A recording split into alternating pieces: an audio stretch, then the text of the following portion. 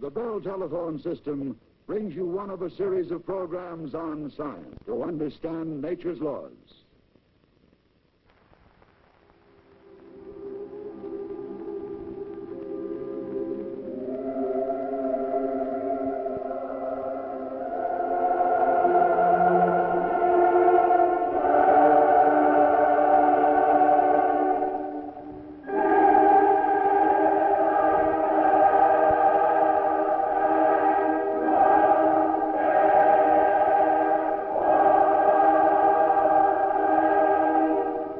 Try that focus again, Jim. Coming up. Title's okay. Now let's test that first animation. Roll 2. Okay, hold it. Now sharpen the focus. Right. Hold roll 2. Doctor, how was the sun born? Don't know exactly. You're a scientist and you don't know? Could use my imagination, but you're the fiction writer. Imagination? Well, we could ask Mr. Sun himself. Yes, if we had a magic wand. Sure. You've got it. Magic. Your science and my magic. We'll open up our story of our Mr. Sun with a little fantasy. You know, showmanship. Go back into time. Show the birth of the sun out of time, stardust. Here, we'll turn back the clock. Ooh, that'll only take you back 12 hours. Oh. Well, all right. We'll open up the curtain of our imagination. This'll be our magic screen. Yours will be just for facts. We'll pull back the curtains of our magic screen. We'll dream up a clock.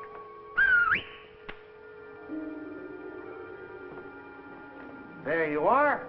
A clock that's been ticking since time began. Our solar system, wound up by Father Time himself.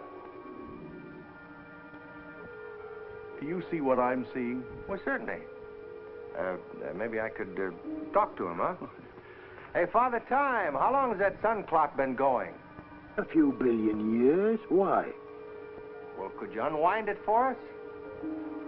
Unwind time? Man, are you crazy? Well, I'm a fiction writer. We're auditioning a show about our Mr. Sun, and I thought that... Show about me? Well, about time. Look who's here. Hi. Yeah, we were wondering how it all happened at the beginning. Nobody knows what happened at the beginning. Oh, come on, Pop. Unwind us.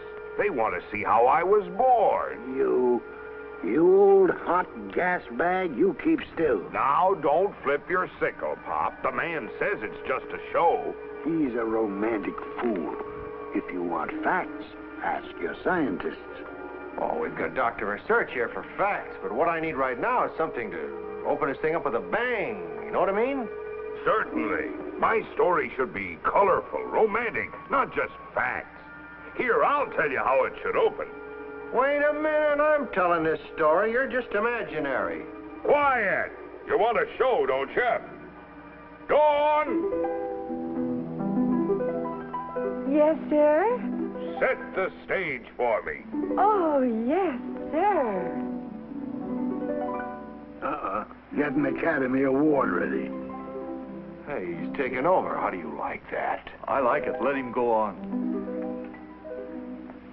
Music.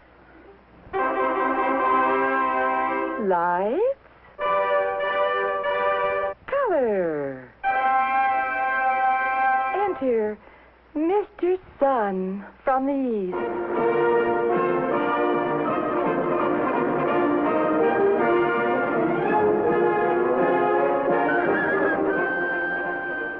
Good morning, Brother Earth. For the umpteenth billionth time, good morning. Good morning, Brother Bird, Brother Mountain, Brother Sea. Morning to you, Brother Gull, Brother Bee, Brother Fish. Good morning, all of you. Great day.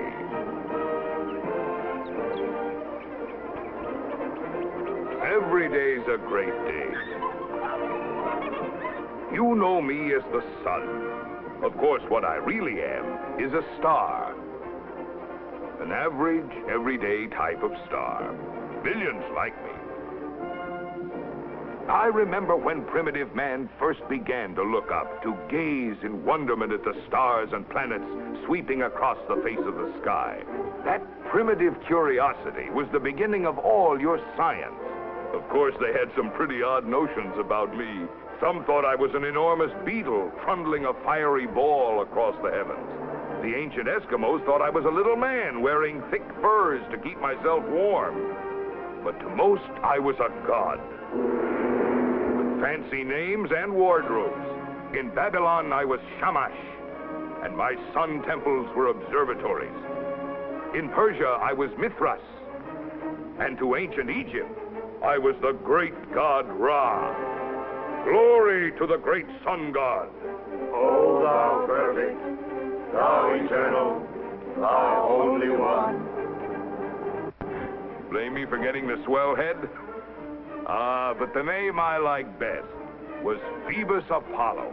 The Greeks always did have a word for it. In my case, it was handsome. Apollo racing across the sky in his fiery chariot, making heavenly music on his golden ukulele. Oh, that was for me. I loved it. And then along came another Greek to spoil it all. A Greek who would rather think than worship sun gods. Anaxagoras was his name. The sun is not a god or a person. It is a mass of red-hot stone, only 40 miles across and 4,000 miles away. For blaspheming against the beautiful Apollo, Anaxagoras was banished from Athens. And I wasn't a bit sorry for him. But man had fallen for this new and fascinating mistress, his brain. Thinking began spreading like the measles. Everybody got the bug. The Greeks with their logic and philosophy. The Hindus with their algebra and your present number system. The Arabs with their early instruments like the astrolabe. And today, instead of temples, rituals, and hymns to the sun, it's domes, gadgets, charts, and numbers. I'm demoted to a specimen, a pile of facts and figures. A big blob of mass holding little blobs of mass together with gravity instead of with love. I think you're all through. Who's all through? Earthman, he's had it. Why, you flaming idiot, they haven't even started yet. In worshiping me, ancient man was reaching for the great light beyond. But modern man, he's got all the answers. Mr. Sun, you mind if I butt in a moment? Who are you? Who, me? Oh, I'm the... Never mind. Thank you very much. Goodbye. Would you mind if we listen in? See here, you're not even real. I just made you up. You go wind your clock. No, let them stay. I like your magic. Father Time, my name's Research. Who? A scientist. Howdy, Dr. Research. I'd like to hear what you have to say about Golden Boy here. Well, it's a delightful experience talking directly to you and to Mr. Sun, especially for a scientist. I was just going to relate a few facts about Mr. Sun. Facts. If you're going to tell my story, don't give the people equations and figures. Give them the real lowdown. Tell them what I mean to them. They've forgotten that. When they eat corn or bread or grapes or meat, they're eating sunlight. Their houses, furniture, cars, their nylons. Yes, even their moonshine is sunshine. Tell them if it wasn't for me, they'd have no eyes, because there'd be nothing to see. That's enough. You're getting purple. Why, if I put my light out, every living thing on Earth would be frozen stiff. And you scientists who know would be just as cold and stiff as the people that don't know. Through blowing sunspots? Yes. Then apologize to Dr. Research. Oh. Well, I'm sorry, Brother Research. No apology necessary. Mr. Sun is almost right. Almost? Yes, Mr. Sun, your logic is a little on the romantic side, too. You say that you don't like facts, and yet you've just given us quite a list of them. Oh, this may turn out to be fun.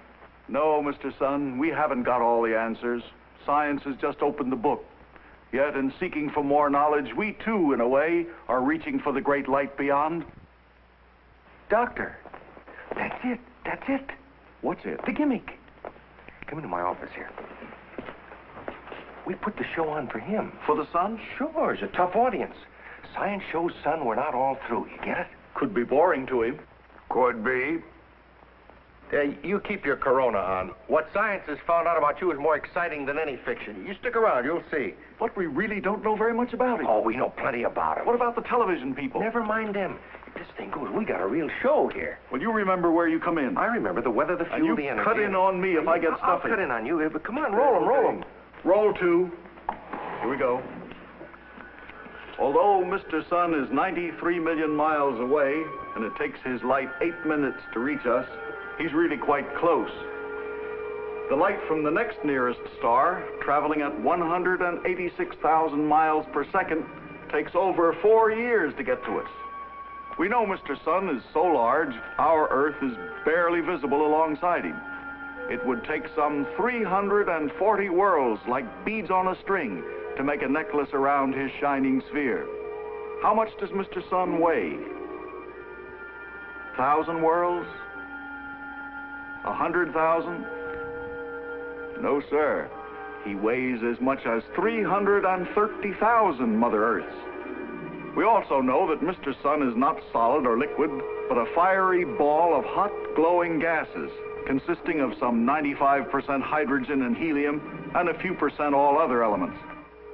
We know that this huge cloud of hot gases would expand, float away, dissipate into space, unless gravity squeezed it together into a tight sphere. The gases at the center of the sun are so densely packed by gravity that they're about 100 times heavier than water. And the pressure is around 1 billion tons to the square inch. While at the surface, the gases are so thin, the pressure is only about 1 pound to the square inch. We know, too, that the temperature at the core of the sun is incredibly hot, around 30 million degrees Fahrenheit, while at the surface, it drops down to just about 10,000 degrees. But here's a strange thing. As we go out from the sun into the corona, the temperature goes up again to over 1 million degrees at the outer edges. Tell them why, Dr. Research. We don't know why. You don't? Well, what is the corona, anyway? We don't actually know that yet. Oh? But we do know there's more to Mr. Sun than the shining surface we normally see, which we call the photosphere or sphere of light. Only when the moon moves between us and the sun and covers the photosphere completely in a total eclipse can we see the rest of Mr. Sun's thin atmosphere, the beautiful and mysterious corona. For many, many years, scientists have lugged their instruments to all parts of the globe, chasing eclipses.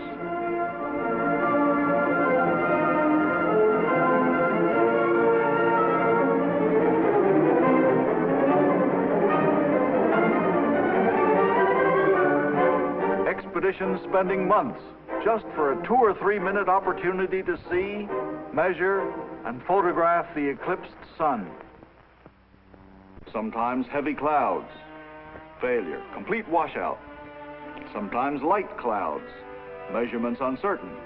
But on happy occasions, perfect conditions. The corona is studied and photographed in the fullness of its glory.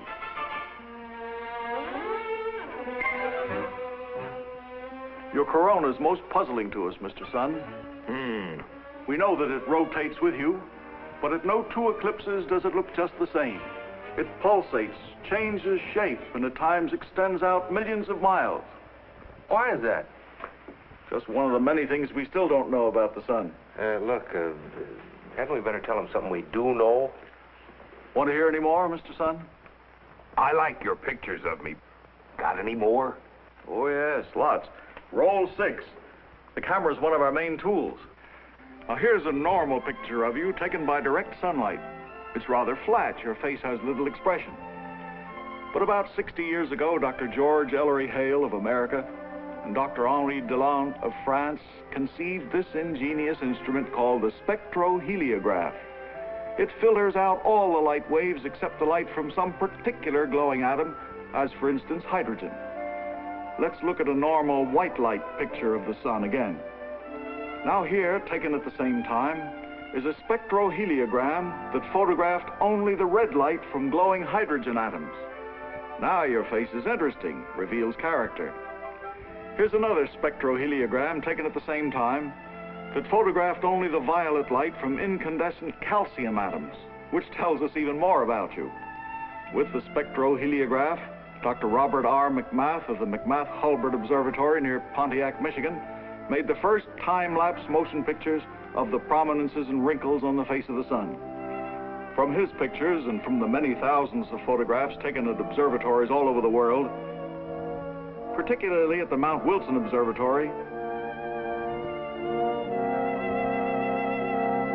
we've learned a great deal about Mr. Sun, especially about those much talked of sunspots that mystified Galileo. Ah, sunspots. There are such things, of course. Oh, yes. They're not just something that scientists see when they're tired. Oh, they're very real, but very mysterious. They mystified Galileo when, through his original telescope, he first saw them moving daily across the face of the sun. And they've been mystifying us ever since. Spots can appear singly, like this one, or in groups like these, and quite often in distinct pairs. When photographed by red hydrogen light, they look something like giant, violent tornadoes seen from above. Spots range in size from mere pinpoints just a few hundred miles across, into which you could drop the British Isles, to huge ones, into which you could drop 100 planets as big as the Earth. Spots look dark, although they really aren't, because they're cooler than the rest of the surface. 7,000 degrees as against 10,000 degrees of the surface. Also, over the years, we notice a strange fluctuation in the number of spots, increasing to a maximum, decreasing to a minimum, in more or less regular 11-year cycles, which many of us believe affect our weather, our crops, and the growth of our trees. One of the most astonishing mysteries revealed by study of spots, Mr. Sun, is that your equator, or the middle of you, rotates faster than the rest of you. The middle rotates faster? Yes. For instance, if a line of spots were placed like runners at a starting line, from the sun's north to the south pole, and at a signal raced around the sun,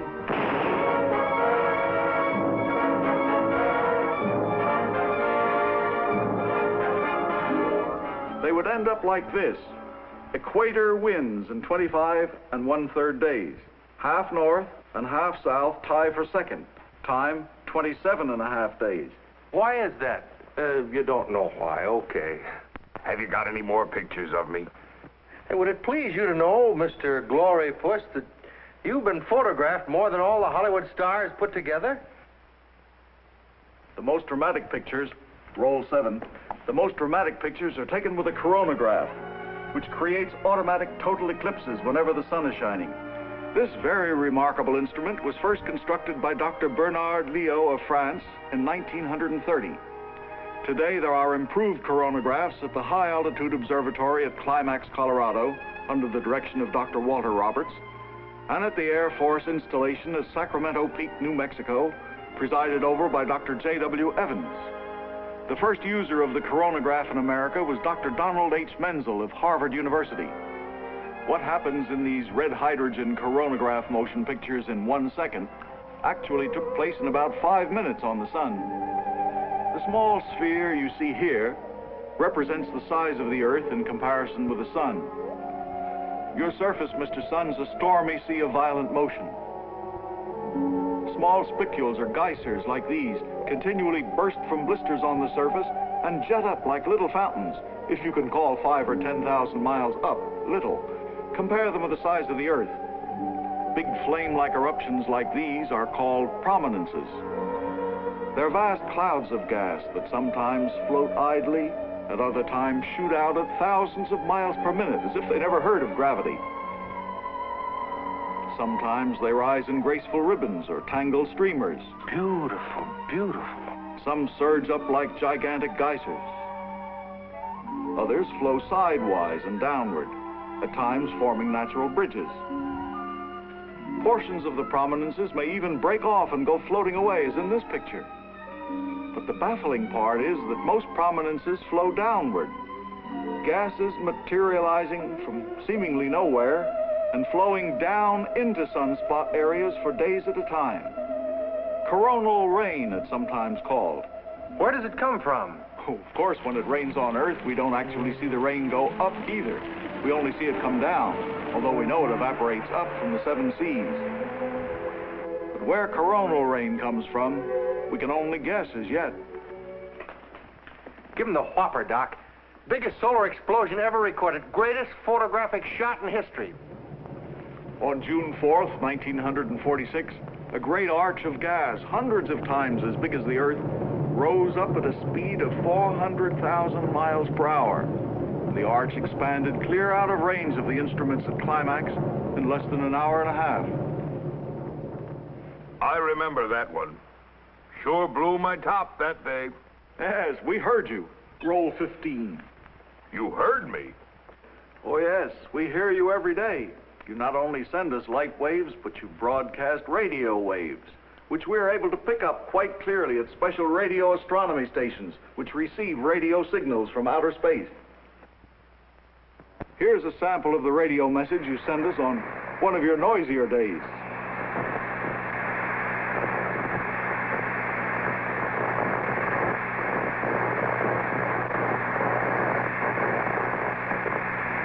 In Australia, they've recently done some brilliant work with radio astronomy. Dr. E.G. Bowen heads the group of radio astronomers. It's only in the past few years that we have discovered some strange things in the sky. Radio waves coming to us from many places in outer space. Radio astronomy is a brand new exciting tool for scientists, and with it we found out quite a bit about you, Mr. Sun, through the noises you make. I'm beginning to feel like a goldfish. You got him going, Doctor. Well, doesn't all this spouting and erupting have some effect on the Earth? Oh, yes, tremendous Doctor. effect. Roll 8. Well, for instance, when a large flare flashes up around a sunspot area, it immediately sends out a burst of powerful ultraviolet rays that hit the Earth in 8 minutes. But it also sprays streams of slower electrified fragments of atoms out into space as if from a hose. This solar spray of fine particles usually misses the Earth, but at times the Earth is in its path. Now, the Earth is a magnet with north and south magnetic poles and a magnetic field around it. The spray of minute particles shot from the sun, which takes some 30 hours to reach the Earth, is deflected toward the poles by the Earth's magnetic field. As this solar dust, stardust you might call it, comes down into our atmosphere near the poles and collides with air molecules, it creates the most beautiful spectacle of the aurora, also called the northern and southern lights. Dr. C.W. Gartline of Cornell University took this unique time-lapse motion picture of the actual aurora borealis.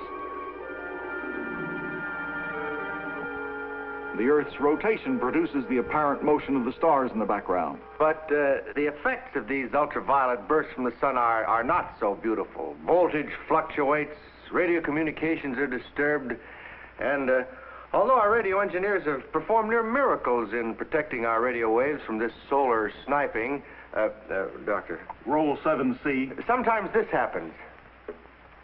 We take you now to London for a direct report from Sam Johnson. Come in, London. This is Sam Johnson. There's an air of tense expectancy here in London. This morning, the Prime Minister... Will you stop playing with that radio? I ain't even touched it. Well, then do something.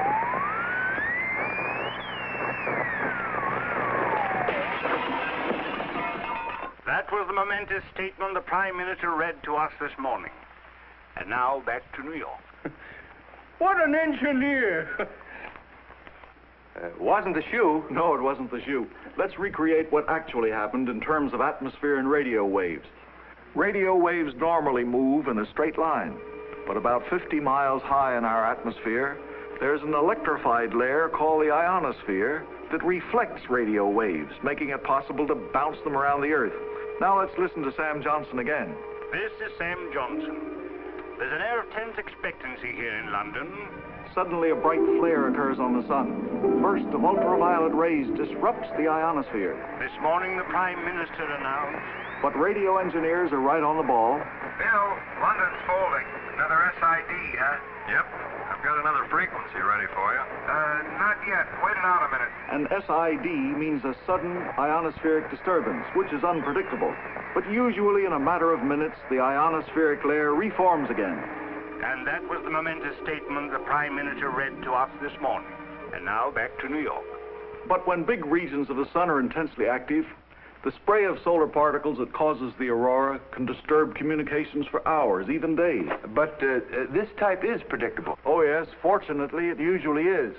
And since radio communication is so vital to the services, airlines, radio stations, telephone companies, ships at sea, recently observatories all over the world have begun to keep watch on the sun and make up a worldwide radio warning service. At the High Altitude Observatory at Climax, Colorado, at the Air Force Observatory at Sacramento Peak, at Kodaikanal, India, in Japan, in stations all over the globe. Observers keep tabs on you, Mr. Sun, and send in information to the central collecting agencies, such as the Radio Storm Warning Service of the National Bureau of Standards, where men under Alan Shapley analyze the data and try to predict when the solar storm will strike the Earth, especially the vital North Atlantic communication lines. Then, by radio, by teletype, by phone, the warning goes out. Severe magnetic storm will affect North Atlantic circuits. Lower frequencies or use southern routes. That's fine. But, Dr. Research, what has puzzled you scientists most about the sun? Roll 9. Oh, yeah. Even I can give you that in one word. Energy. This lady's parasol has 1 1/2 horsepower of sunshine continually poured on it. Enough to run her washing machine, sewing machine, refrigerator, and vacuum cleaner. In full sunlight, our family car receives almost enough sun power to run it, if we only knew how to use solar energy directly. At the common rate of 2 cents per kilowatt hour, the sun sends the Earth $1 billion worth of energy every second, and it's coming to us free. 5 minutes worth would pay our national debt. 1 minute's worth of the energy that hits the Earth would pay the total annual income tax of all United States citizens. Oh, a happy day. And yet what the Earth receives is only a minute fraction of the whole. Only 1 part in 2 billion of the total solar energy. The rest of the 500,000 billion horsepower goes out into space. How does the sun generate this enormous amount of power, Dr. Research? Yes, I don't eat, drink, or take vitamins. I never sleep or rest. Then how do I do it, brother scientist? Well, we know at least part of your secret now.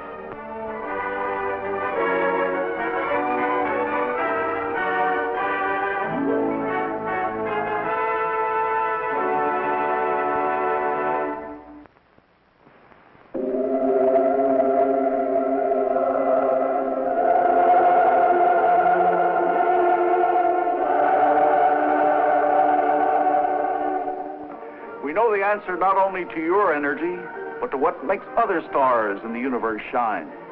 Thermonuclear reaction. It's the key word that wound up the universe. Thermonuclear.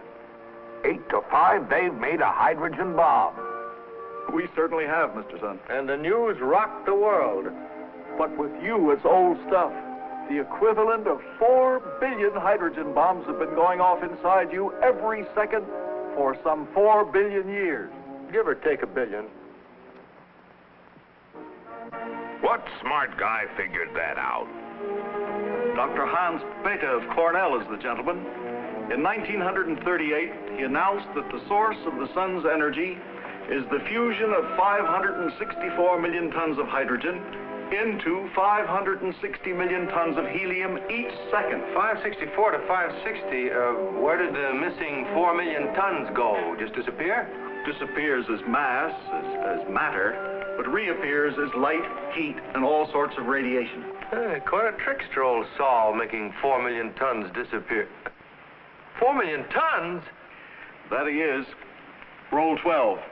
I brought along a trickster friend of mine, Thermo the Magician, who has an act which he claims explains the sun's magic. I am Thermo. I will do for you such a trick only me and the stars can do. Pay attention. This is one way to make a hydrogen bomb. Nature's way. So, hydrogen. 1, 2, 3, 4. What is hydrogen? The smallest atom from which you build all the other atoms. So, we will weigh the hydrogen. Scale. Each bottle weighs exactly 100 ounces. 4 bottles, 400 ounces. Remember that, 400 ounces. So, now, carbon. This is carbon. A piece of coal to you. That is what I start with. Hydrogen and carbon. So, now I will heat them. 30 million degrees I will heat them. How?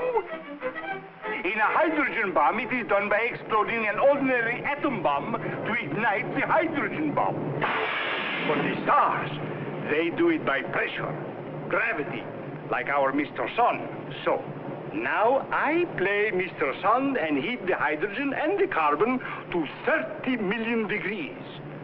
Fire, fire, fire, fire, fire! Now I am ready. Number 1, hydrogen, come. I, Thermo, now give the command. Fusion. So, what have we here? Nitrogen, the gas what makes 4/5 of the air you breathe. Air. Now number 2 and number 3 hydrogen, come. Fusion. Now we have oxygen, the other 1/5 of the air you breathe. Number 4, fusion. Huh? Now we have coal again, same piece. And we have helium, what you fill balloons with.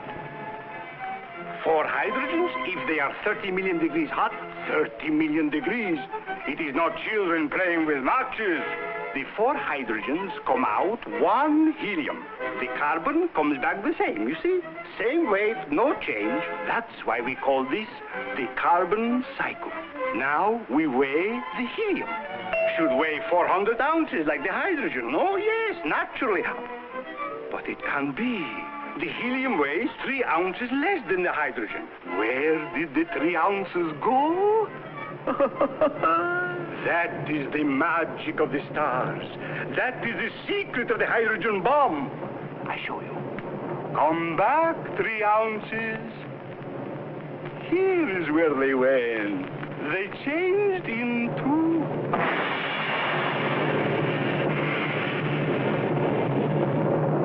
Now, the energy in those 3 little ounces that completely disappeared as matter, that energy is enough to raise the Empire State Building 2,500 miles high.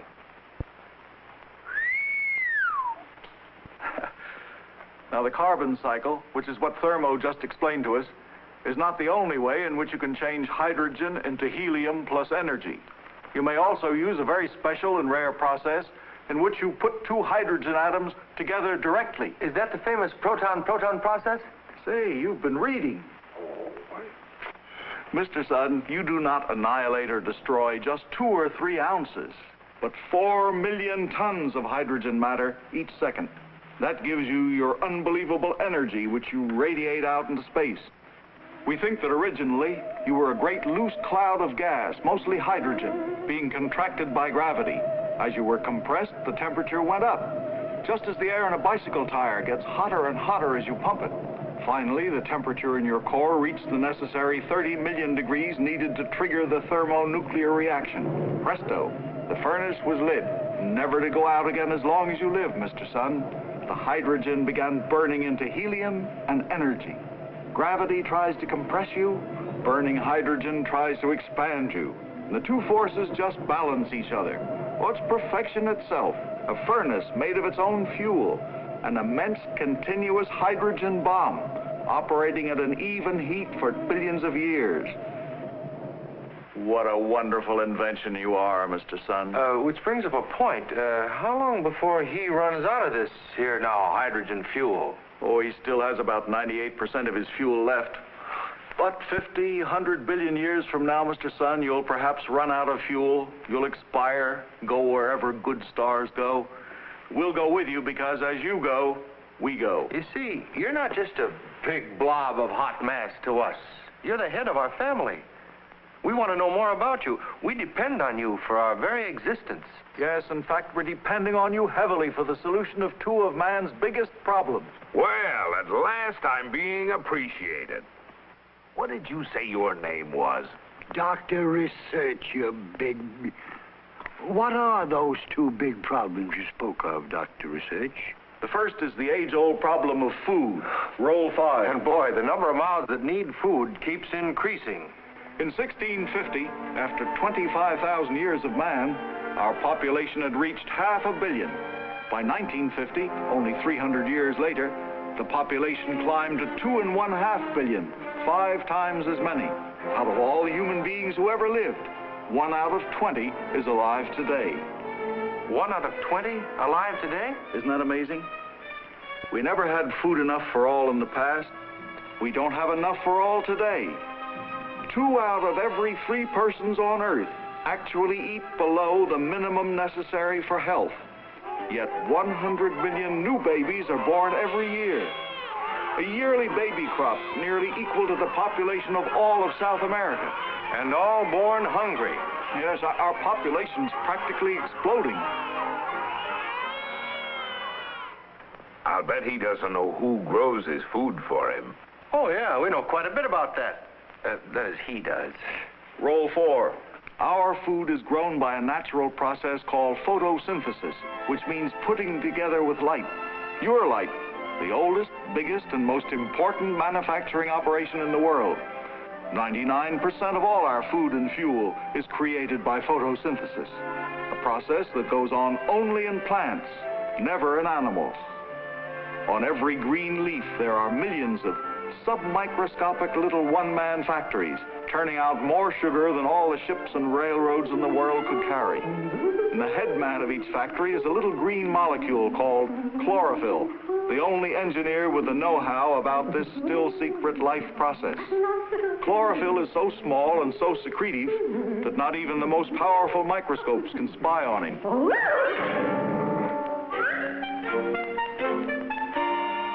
Here's the way we think he works. The veins of the leaf bring him water from the roots. From the air, he grabs a molecule of carbon dioxide, CO2. He puts a water molecule and a carbon dioxide molecule together. And then he reaches for a piece of sunlight, and this is what we don't quite know, how he adds this sunlight. And I'm not going to tell you either. You can darn well find out for yourself. Quiet. Piece by piece, he adds more sunlight to his sugar cake. And then he pulls out an oxygen atom from the mixture and releases it into the air. And the Russians didn't invent me either. I invented myself. And then he takes some salts that come up in the veins, sprinkles them over the mixture for icing, and puts the completed sugar cake into a waiting artery. Out of this sugar or sunshine cake, the tree makes leaves, trunk, roots, and fruit. In the sea, chlorophyll produces even more food than he does on land. The whole surface of the seas is teeming with billions of tons of a minute single-cell vegetable called phytoplankton. These, in turn, are eaten by countless, almost invisible little animals called zooplankton, which are eaten by little fish, which are eaten by bigger fish, which are eaten by still bigger fish. Yes, all fish are ultimately made of chlorophyll sunshine cake. And when we catch them and can them, we're catching and canning sunlight. In fact, all animals feed on sunshine cake in one form or another.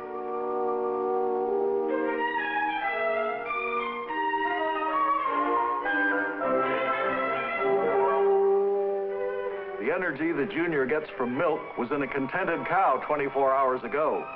And 24 hours before that, the same energy was in clover, which had absorbed it from sunlight that had come 93 million miles in 8 minutes from the surface of the sun, but had taken 20 million years to find its way to the surface from the sun's central furnace. So you see, the energy that makes Junior run, that makes a porpoise leap, and makes me talk so much, That energy is hydrogen that burned in your central furnace long, long before man walked the earth. You know, Brother Research, I'm beginning to like you. Do all the people know these things about me? No, that's why this program. What's the big hitch in the food problem? For one thing, chlorophyll is too slow. Take any acre of forest or vegetables. The amount of sunshine converted to plant food averages only 2 tons of vegetable matter per year. But if all the light you send us could be used by chlorophyll, we could raise 2,000 tons of food per acre per year. A little chlorophyll may know the big secret, but he's awfully inefficient. Who's inefficient? I just make sugar. Can I help it if those silly trees build trunks and branches and roots out of it that you can't eat? What you're looking for is a plant that's all fruit. Oh, there is such a plant. All edible, too. And it multiplies faster than rabbits. But you scientists are too dumb to find it. There you are, Mr. Man. Find the plant. Oh, we found it already, Mr. Sun. Roll 10. Found it in freshwater lakes. A kind of green algae called chlorella. A tiny one-celled plant that has learned the mathematical trick of multiplying by dividing. Each cell gives birth to from 4 to 16 daughter cells, which all grow up and repeat the process. Chlorella contains fats, carbohydrates, and up to 50% proteins, and is all edible. All fruit, as Mr. Chlorophyll would say. All over the world, scientists are doing research on chlorella. In Japan, Dr. Hiroshi Tamiya of the Tokugawa Institute has done some of the most interesting and practical work. For there, food is definitely a problem. Into these troughs, water containing chlorella cultures is pumped. Nutrient salts are added. The troughs are covered with plastic sheeting to let in sunlight, while extra carbon dioxide is bubbled into the solution. When the culture becomes intensely green, the chlorella crop is harvested. After washing and drying, the fine powder looks like green flour. Mrs. Tamiya, wife of the director, has added this to regular flour and made excellent biscuits and cakes out of it. If these processes ever become practical, underfed populations may have a new, rich source of food. Yes, indeed. An acre of chlorella can convert sunlight into some 20 tons of plant matter against 1 or 2 tons of an ordinary crop. But there's a second great problem facing us eventually.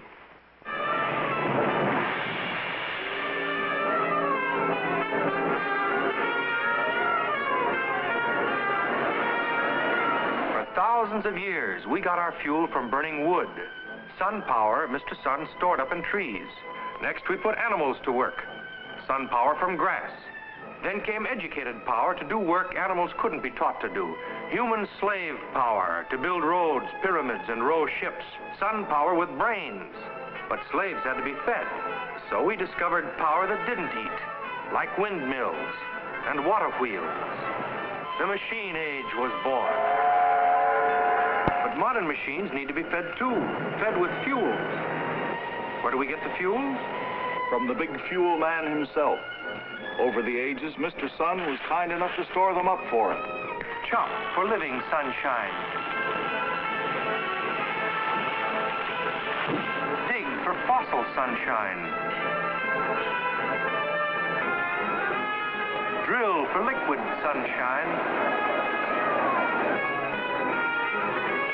Dams for silent sunshine. Fuel. Fuel. More fuel. Well, how much fuel's in the bank? How big is the trust fund the old boy left us? Roll 13. Well, suppose all our energy had been deposited in the Sun Power Bank Incorporated, founded millions of years ago, with assets unlimited. In 1850, each American, for instance, withdrew enough fuel from the fuel bank to generate 400 horsepower hours for himself. But nobody worried too much about it. Our assets still appeared unlimited.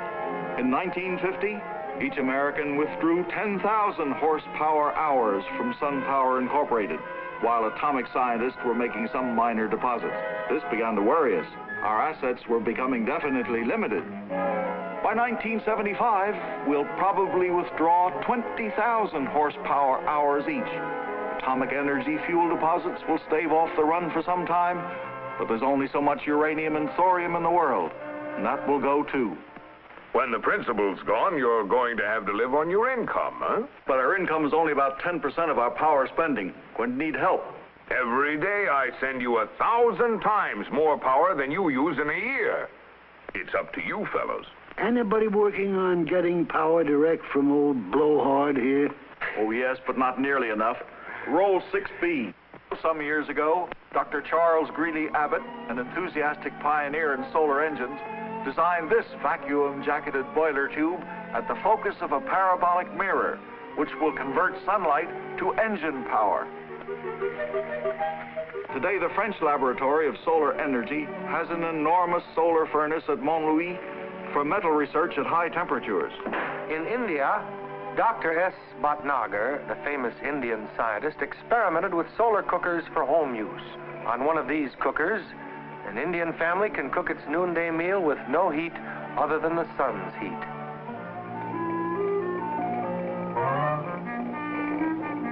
Some other ways depend on glass.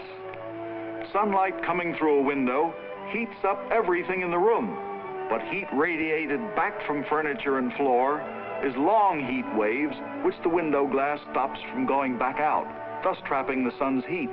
Is that why greenhouses covered with glass are warmer inside than the air outside? Right. That's why your closed car gets so unbearably hot standing out in the sun. Dr. Maria Telkes has designed a model house in Massachusetts in which solar heat is ingeniously collected, stored, and distributed throughout the whole house. Now, these are more or less well-known mechanical ways of using sun power directly. There's exciting research going on with some brand new ways. You think Mr. Chlorophyll was pretty smart with his tricky sunshine cake that makes food out of your sunlight? Well, the science boys have come up with a sunshine cake that makes electricity out of your sunlight. Oh, yes. You mean the solar battery? Yeah. That's hardly even a cookie yet, let alone a cake. Doc, that's big news. Well, the solar battery. Now, held in the sun, this thin little cell, a sunshine wafer we might call it, produces a usable amount of electric current out of the sunlight that falls on it. It was cooked up out of basic research at the Bell Telephone Lab by 3 scientists, Darrell Chapin, Calvin Fuller, and Gerald Pearson. You know, although this is quite expensive at the moment, the simplicity of this sunshine wafer is startling. I want bake one for old Glory Puss, Doc. I'd be delighted. Well, get him. Old pastry cook research. The recipe for this solar wafer sounds just like a vacation. Just sand and sunshine. Thank you, son. Plain old sand is composed of silicon and oxygen. Its Sunday go-to-meeting name is silicon dioxide. Separate out the oxygen in the bits of seaweed, bottle tops, and other odds and ends, and we have left a metal, silicon. Ah, but our silicon must be pure silicon. So we purify it until it's as pure as the driven snow. Now melt the silicon and add just a pinch of arsenic for flavor. Mix thoroughly and cool until it crystallizes. Then from the arsenic-flavored silicon roll, slice off a razor-thin wafer. Put the wafer into the oven. Fill oven with a boron gas and bake to white heat. And the boron cooks into the surface, forms an extremely thin icing over the wafer. Remove finished wafer. Connect one wire from electric motor to boron icing and the other wire to the wafer itself. Expose wafer to sunlight. Presto! The motor starts running with the efficiency of an automobile, and nothing is used up but the sunshine, which is free. Ain't that something? Well, I'll be darned. So you see, in a solar battery, it's energy from the sun that moves the electricity, which in turn rotates motors.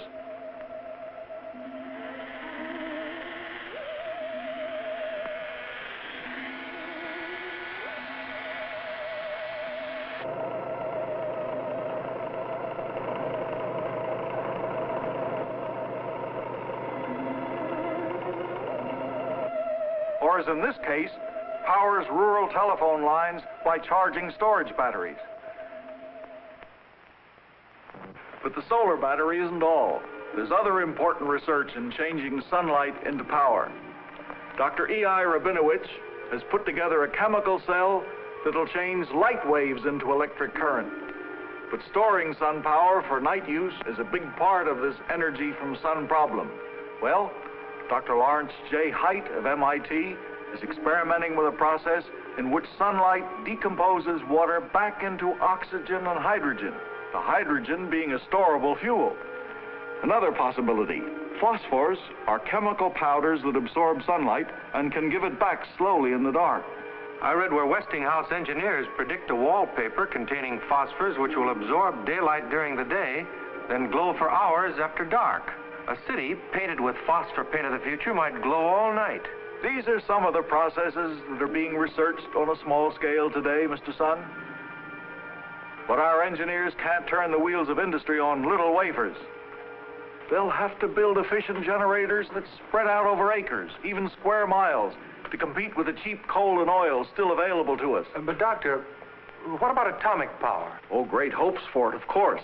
Especially now since atomic plants can make their own fuel with so-called breeder reactors. Some even dream of imitating the stars, getting power from hydrogen fusion.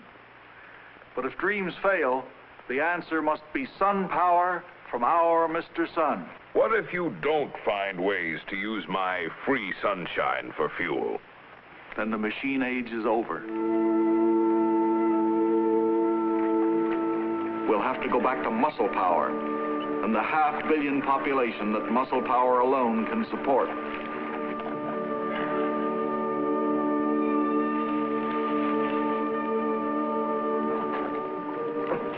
But that will never happen. Oh, no? Why not? Because man's greatest power source is his mind. God gave him that, not you. Without taking a step, he can travel faster and farther than any animal. Without even getting wet, he can outswim any fish. Without a feather on him, he can fly faster, higher, and farther than any eagle.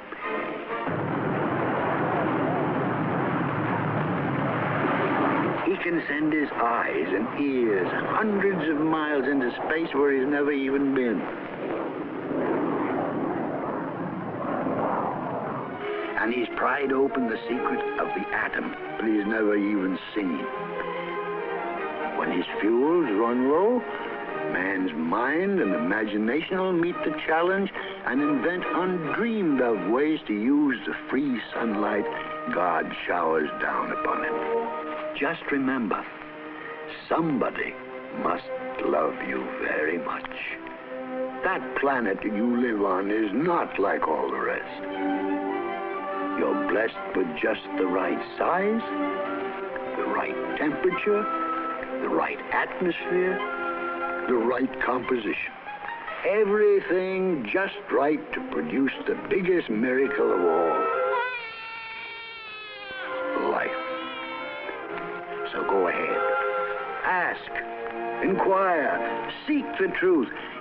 It's right that you should know, or the good Lord wouldn't have given you that driving curiosity. Measure the outside with mathematics, but measure the inside with prayer. Prayer is research too. Study man as well as the world. So keep on pitching. The best is yet to come for you. I predict man's next great adventure will be the Sun Age. When that happens, you will be rich beyond all dreams. I predict great sun cities built on desert wastelands where everything is run by sunlight. I predict... Oh, sure, that's fine. But suppose I begin cutting up, then what?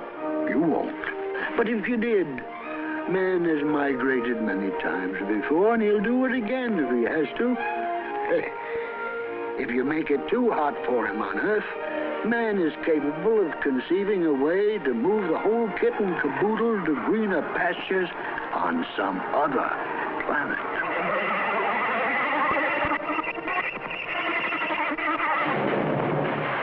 Oh, no, we like it here. Don't change on us, Mr. Sun. We used to worship you as an unknown God. But now that we know you better, we love you as our great and good friend. So keep on shining, Mr. Sun. Thanks for all the radiant riches you shower down upon us. Thanks for our eyes and all the glories we behold. Thanks for all the green forests, the great deposit of black diamonds, the deep pools of liquid gold you put in the bank for us. Thanks for the wheat fields and all the fruits and flowers you grow for us. Thanks for feeding our animals, our birds, our insects, and all the fish in the sea. And thanks especially for the glory and beauty of your good mornings and your good evenings. In the words of St. Francis, be praised, my Lord, in what you have created. Above all else, be praised in our brother, Master Sun. Good night, Brother Earth. Now you're cooking with sunshine.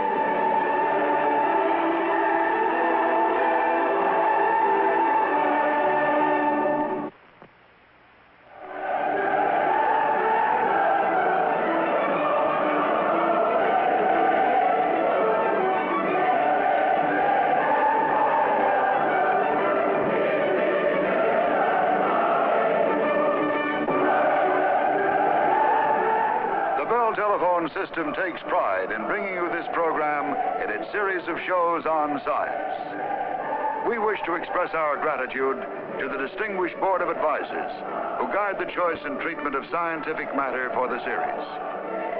For the program you have just seen, our thanks to the special advisors who have suggested and checked the scientific material. The Bell Telephone System is indebted to all these men and to many institutions for the generous support they have given this venture in public education through entertainment.